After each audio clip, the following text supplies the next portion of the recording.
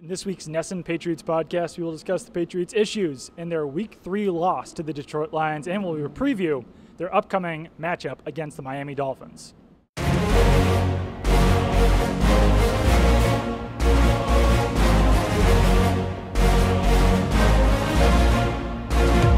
Hello and welcome to the NESN Patriots podcast. I'm Doug Kai, joined as always by Zach Cox. Zach, how are you doing? Doing well, Doug. How are you? I am doing fine. I don't think that many of us expected the Patriots' Week 3 game to go the way that it did. Patriots lost 26-10 to the Detroit Lions, and if anything, it looked like their issues that they faced in Week 2 got worse in Week 3. Yeah, you could say that. I like we said after that Jaguars game last week, that loss was expected. This loss, much more surprising. I mean, I think if you're comparing a loss to maybe the Chiefs' loss or some of those kind of ugly defeats from years past, this one fits that bill much more so than last week against Jacksonville, I think. There were just problems in every area of the game on both sides of the ball, really glaring problems too, and this is a game the Patriots just looked outmatched against a Detroit Lions team that had looked a little suspect in the weeks prior. So this was a very surprising game to me. Yeah, and I mean, obviously, it's still possible that these are just early season issues for the Patriots like they faced in 2014, 2017. If anything, I'd say that's probably the most likely scenario in this case. But, I mean, I think that it's okay to start getting concerned at this point. In Week 2, there were a lot of things that went against the Patriots' way. It was 97 degrees in Jacksonville. The Jaguars were, supposed to be a very good team. This week, it was just much different because, as you said, I mean, the Lions had really tough games in the first 2 weeks of the season. I would say that the Patriots were still without Trey Flowers, which I think is playing a huge role in their early season losses. But at the same time, I think that the loss of Trey Flowers, the loss of Patrick Chung, Eric Rowe being out of the game, it's showing off the issues that the Patriots have with their depth really across the board right now. And I think that might be the biggest issue the Patriots are facing right now, is that I think they thought they'd have good depth at defensive end, at safety, at some of these positions, and it just hasn't really come together. They can't really trust Derek Rivers or Keontae Davis or even Adrian Claiborne to be filling in for Trey Flowers. And obviously every team is going to be worse when you lose their best defensive player, who in this case is Trey Flowers, but the players behind him just aren't getting the job done. Yeah, that's been really apparent in the pass rush, I think, because we were pretty encouraged by the Patriots pass rush after that first week against Deshaun Watson. It really seemed to be greatly improved from last year, and that was kind of one of the storylines of the preseason as well. That it looks like they actually finally have some depth in this edge rusher group. And now you've seen the last 2 weeks they lose their best player at that position. Obviously, it's going to take a little bit of a step back when a player like Trey Flowers isn't in there. But nobody's really stepped up. I mean, Dietrich Wise has played pretty well, I would say. He's been their best pass rusher this season outside of Trey Flowers, who has really been only on the field for one game. But other than that, Keontae Davis really doesn't look like a quality NFL starter right now. Derek Rivers was inactive for those first 2 games, played against the Lions, but only played, 12 snaps, didn't really make much of an impact during that time. Adrian Claiborne's been kind of a disappointment so far. He hasn't been getting after the passer in these last 2 games. And I know you wrote about it after this Lions game. This pass rush performance was significally worse than the one against Jacksonville. Yeah, I think that they had 8 total pressures in something like close to 50 passing snaps, I forgot what the exact number was, but they only generated pressure on 20% of passing snaps, which is extremely low. In Week 1, it was 60-something%. In Week 2, when we were already complaining about the pass rush, it was 40%. To drop all the way down to 20% while going up against a quarterback like Matt Stafford, who you would assume, since he is more of a statuesque quarterback, that you should be able to get some pressure after, they just didn't at all. And I think it was a little bit telling that on Tuesday, I believe it was, the Patriots actually brought in some defensive linemen for workouts. I think it was, Ryan Dallaire, Corey Peters. Some lower-level guys. Yeah, so, I mean, I think just the fact that they are starting to look at some of those defensive linemen, defensive ends, potential pass rushers, goes to show that they might not be that happy with that position. And we've seen Keontae Davis, to mention him for a second, we've seen his snaps significantly drop off over the first 3 weeks of the season. I think he played 50-something snaps in week 2. I think that was all the way down to like 15 or 20 in week 3. So I think that they're starting to see some of the issues that they have at that position. And obviously a lot of them will be solved when Trey Flowers comes back. But, I mean, what happens if Trey Flowers gets hurt at a different point in the season? Will the defense completely crumble around them again? And I think that obviously we're focusing on the defense right now. The offense, I think, was pretty much just as bad in this game. And all of these issues, to me, are kind of interconnected because the Patriots defense, basically for the last many years, has really relied on the offense to help it out. They've relied on their defense to bail it out. They've kind of formed their defense around having a high-powered offense where they can do more of a bend but don't break style.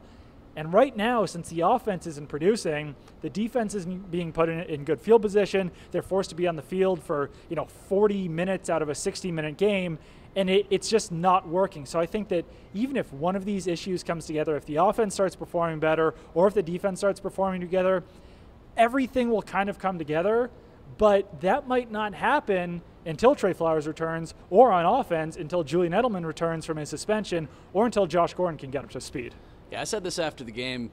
As bad as the Patriots defense was for pretty much the entirety of this game against Detroit, with the exception of one or two, they only had maybe 2, 3, 4 standout plays on defense the entire game.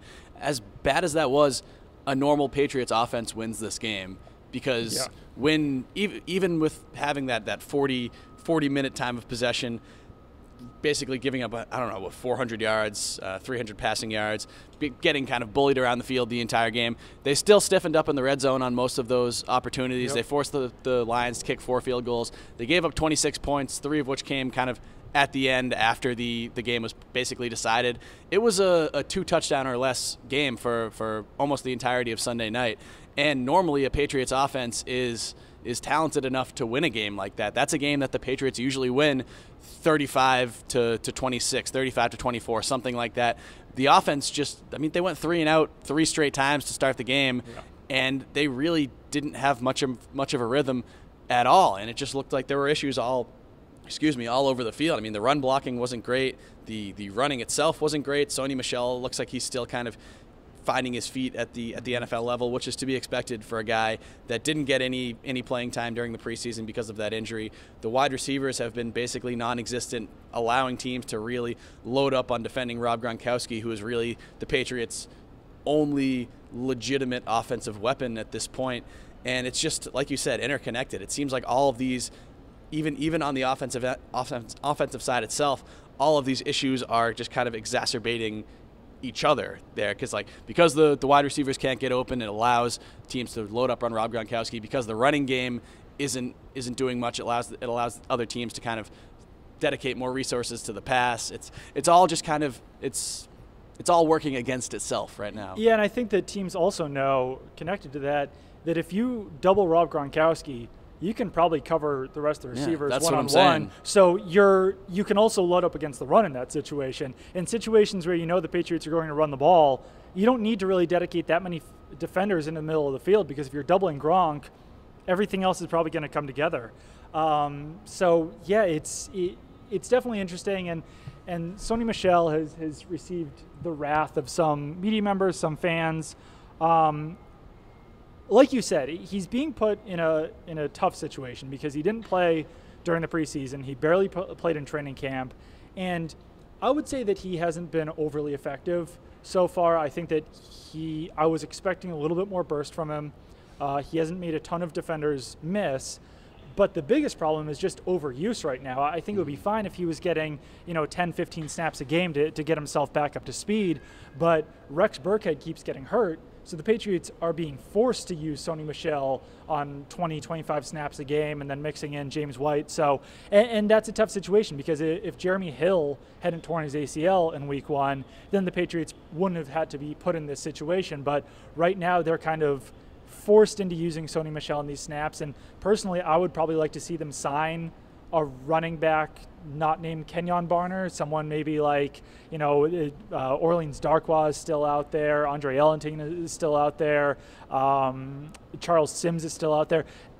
I think that they need to bring in another bigger type running back just to serve as insurance for a Rex Burkhead injury that's inevitable, and to just mix in there with Sony Michele, because if they go back into week 4 against Miami Dolphins and plan to run Sony Michele, 15, 20 times in that game, I can't see it going that well for them. It's become too predictable too. It's another thing that's going against Michele. I mean, like you said, he doesn't seem to be quite as explosive as he was in college. Maybe that's just him kind of continuing to recover from that knee injury. Maybe he just needs to kind of get his legs under him a little bit, and that will come in time. But that's not there. The run blocking isn't really there for him right now, and they're giving him the ball on 80% of his snaps. Yep. So when he's in the game, the defense basically knows, okay, it's most likely going to be either a run to him or a little kind of screen pass to him or a short pass. It works against him too, because the defenses can just load up on that. I agree that it's probably in their best interest to bring in another running back, a bigger running back. There were reports that they did re-sign Kenyon Barner, but that doesn't really seem like a fix to me, considering, one, he's a smaller guy. He's not a big-bodied running back. And two, he's carried the ball 77 times in his entire career, and that dates back to 2013. He's really a special teams specialist, a punt/kick returner, because he only has, I think, 100 catches as well. So he's never really been an offensive threat. I mean, maybe he can give them a little bit of an extra boost, but I don't view him as any sort of a replacement for Jeremy Hill, or even a replacement for what we expected Rex Burkhead to be doing this season. Yeah, and I think that there are fixes coming. That's the important thing. When Julian Edelman returns, I think this offense can get back on track. And everyone's saying all the right things about Josh Gordon right now. It seems like he should be up to speed soon if that hamstring injury heals correctly. Everyone's saying that he shouldn't have a problem learning the offense. That he's not having a problem learning the offense. And with a talented player like him, even if he doesn't have the entire playbook down, you could still target him, 5-7 times a game and definitely get something out of him. So I don't think it's all doom and gloom. I think the Patriots can pull this back together, but right now there are a lot of issues that the Patriots are facing.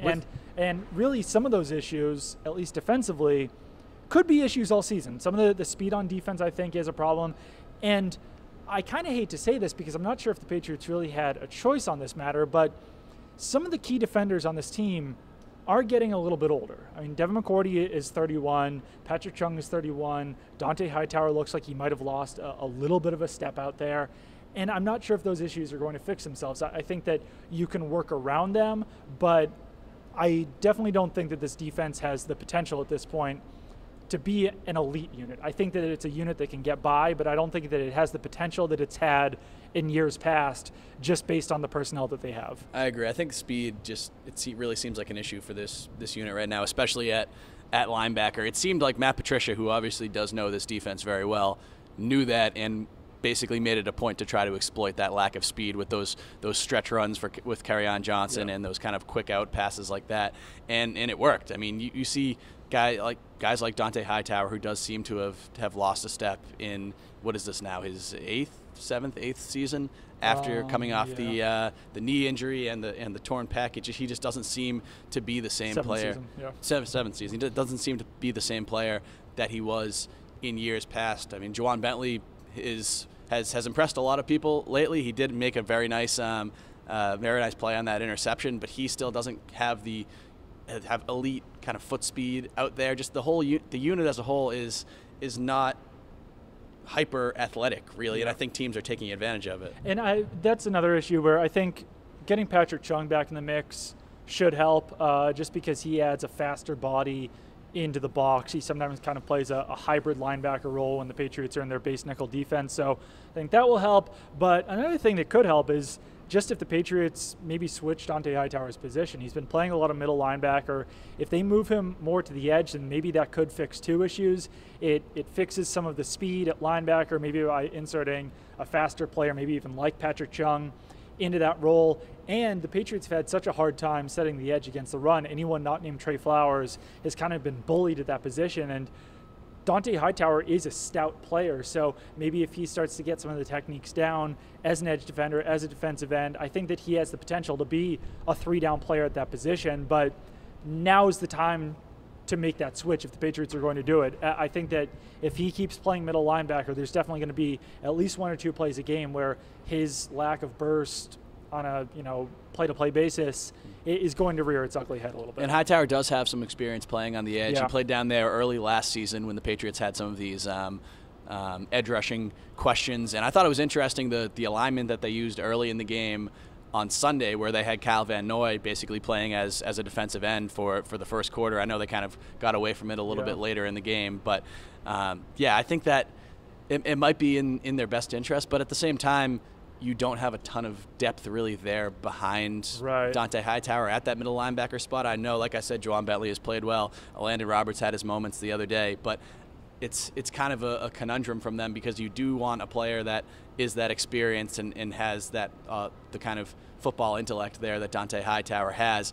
But again, if his speed and his athleticism isn't there, it might be more of a detriment. Yeah, I'd say that maybe the best alignment the Patriots could use would be to use their nickel defense, where they have McCourty, Harmon, and Chung at safety. They've got Gilmore and I guess Jason McCourty at cornerback. I didn't think Jason McCourty played bad on Sunday. And then you've got Kyle Van Noy and Juwan Bentley as your linebackers, and then Dante Hightower and Trey Flowers on the edge, and some mix of Malcolm Brown, Danny Shelton, and Lawrence Guy in the middle. I think that Lawrence Guy has definitely been the best player among that interior defense, and really, outside of Trey Flowers and maybe Stephon Gilmore, Lawrence Guy might be the third best defender on this team right now. He's having a very good season. I was looking on Pro Football Focus last night. I believe he's the 5th or 6th ranked, or 5th or 6th highest graded interior defensive tackle it's not surprising, in the NFL this year. He has had a very good season. And kind of on the other side of the coin, Danny Shelton and Malcolm Brown, both I thought really struggled in this Lions game. They were really pushed around by that offensive line. They were facing double teams a lot of the game, but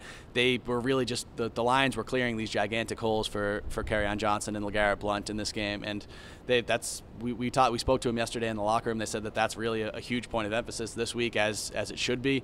But I mean, this Dolphins team, who we'll get to in a second, ran for over 100 yards against the Patriots last time they played last year. So I think that's definitely something that they have to shore up, because that run defense has been a really big liability this year.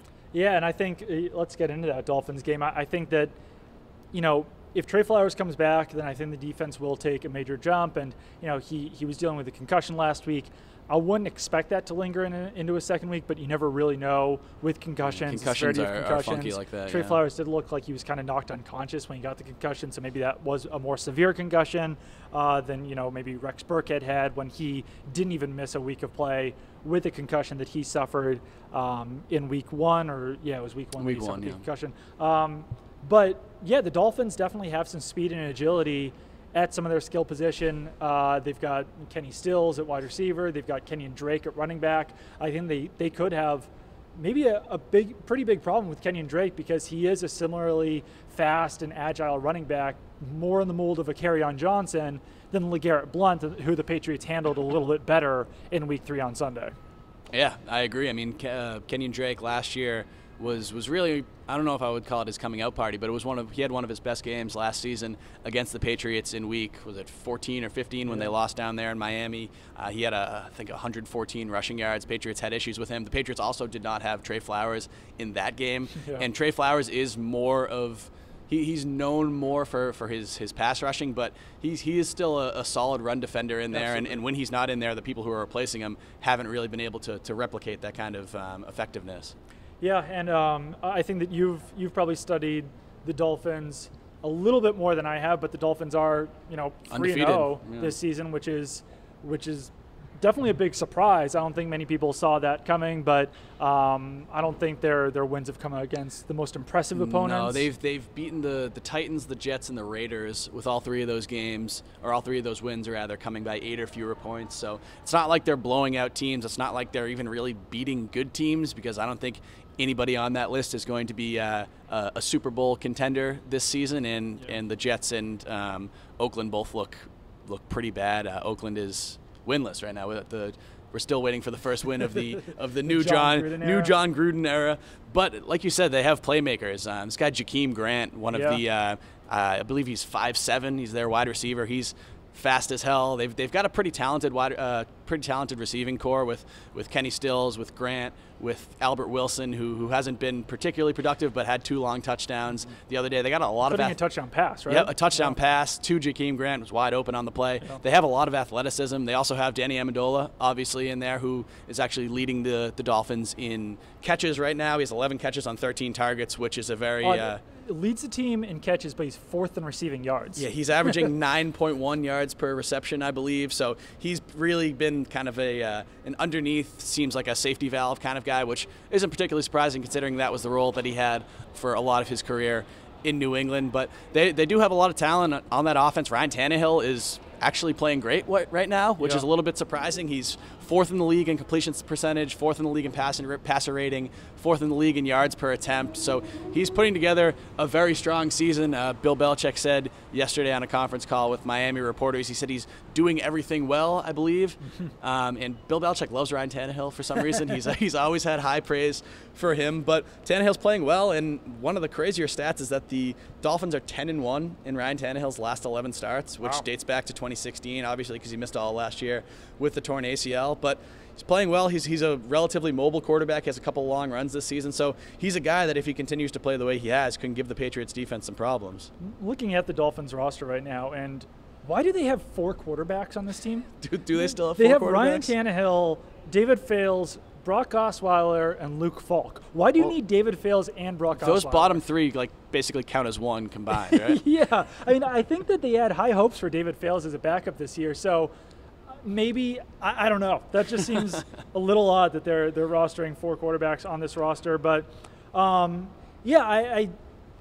this team also features a couple of ex-Patriots. They've also got Brandon Bolden at running back. They've got Danny Amendola at wide receiver. And I wrote something about Danny Amendola this morning, and I'm sure that it's going to be a hot topic all week about whether or not the Patriots should have kept Danny Amendola in free agency. And I know that the obvious answer, looking at the Patriots wide receiver core right now, is yes, but I also don't think that it's that easy because Danny Amendola signed a 2-year, $12 million contract. He would have been the highest paid wide receiver on this roster. And, when the Patriots are at full strength at wide receiver, he would have been no higher than the number 3 wide receiver on this team. I almost don't think that he would probably even be the number 3 receiver right now. I can't really see him as a starting outside receiver in 2 wide receiver sets. So I know it sounds crazy, but I still don't think that it would have been the right decision to sign Danny Amendola to a 2-year, $12 million contract. What are your thoughts on the entire situation? I agree. There was 0.0% chance that the Patriots were signing Danny Amendola to a 2-year, $12 million contract. $6 million a year for a slot receiver who's, how old is he now? Like 30, 31? 32, 33. So he's born in 85, I know he's that. He's an older guy. He's been around the league for a while. Obviously, he would help the Patriots a lot right now. They desperately miss having someone like Amendola in this lineup. They are getting somebody like Amendola back when Julian Edelman comes back in 2 weeks or next week, rather. If he had agreed to come back for less money, I mean, one, you can't really fault either side. You can't fault Danny Amendola for taking a 2-year, $12 million contract at his age. No. And you can't fault the Patriots for not being willing to pay that player that much money. It's unfortunate for the team that this is basically one of their biggest weaknesses right now, that they don't have a guy like that. But in the end, it's just kind of math. They were never going to pay him that contract. The Patriots also did not know that Julian Edelman was going to be suspended 4 games at the time. They hadn't yet traded Brandon Cooks, which that's a whole other issue. I still think that getting a first-round pick for Brandon Cooks was the right move. I think that at this point, you can doubt the initial trade for Brandon Cooks more than you can doubt their decision to trade Brandon Cooks, because it basically just pushed back the development of a first-round pick an additional year, which at this point I believe is actually hurting the Patriots with those depth issues that they have. They traded a first-round pick, a 2017 first-round pick for Brandon Cooks. Then they traded Brandon Cooks for a 2018 first-round pick. They took Isaiah Wynn. No one can fault Bill Belichick for taking a player who tore his Achilles. There's no way of being able to predict that an offensive lineman is going to tear his Achilles. But I think that it would help to have a second-year first-round pick on this team rather than, their top pick in the 2017 draft was Derek Rivers. I know that a lot of people have high hopes for Derek Rivers since he was the Patriots' top pick in last year's draft. But he was still a third-round pick. The hit rate of a third-round pick is not that high, and we're kind of seeing that maybe a third-round pick isn't living up to what everyone maybe expected Derek Rivers to be. Yeah, we've talked about this before with Rivers and Dietrich Wise and even Cyrus Jones.